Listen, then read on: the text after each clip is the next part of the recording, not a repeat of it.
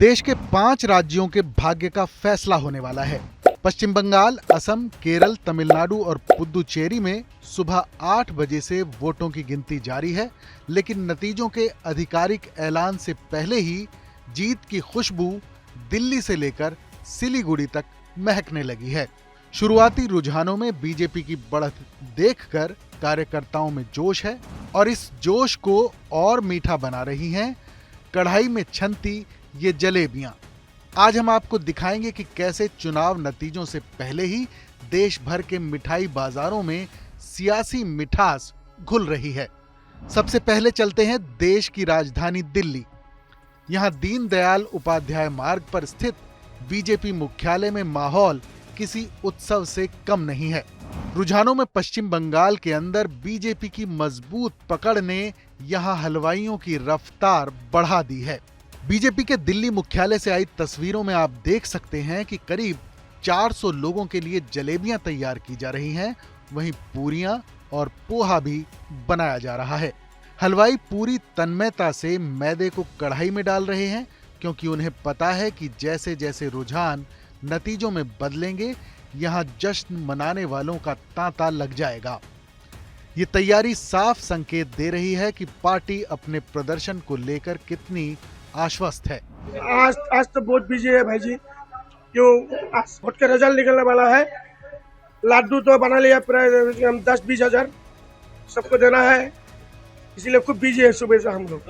अभी बात करने का भी टाइम नहीं है, ठीक है। डिमांड तो बहुत है, बाहर में सब लोग खड़ा है मिठाई के लिए, बहुत बिजी है हम लोग। सुबह अभी तो जितना टाइम जाएगा इतना भीड़ बढ़ेगा दोबारा। अब रुख करते हैं पश्चिम बंगाल का, जहां लड़ाई दिलचस्प है। सिलीगुड़ी के मिठाई व्यापारियों के लिए आज का दिन दिवाली से कम नहीं। स्थानीय व्यापारी संजीव घोष बताते हैं कि सुबह से ही लड्डू और रसगुल्लों की मांग बढ़ गई है।